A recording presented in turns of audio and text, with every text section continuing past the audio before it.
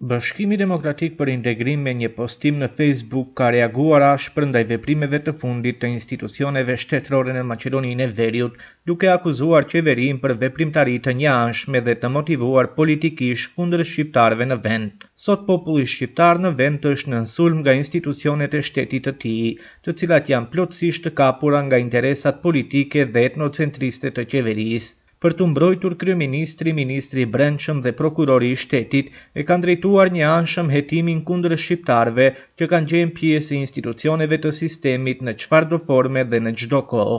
Deklarojmë qartë se sot kundër shqiptarëve është shpallur një agresion i njëanshëm dhe i padrejtë, pa marrë parasysh nëse bëhet fjalë për BDI-n, partitë shqiptare në pushtet apo shqiptarët në përgjithësi. Kjo nuk është drejtësi, kjo është hakmarrje për përfshirjen e shqiptarëve në proceset institucionale. BDI do të marrë të gjitha masat e nevojshme për të parandaluar vazhdimin e këtij sulmi dhe për të siguruar drejtësi për popullin shqiptar në vend, thon nga BDI.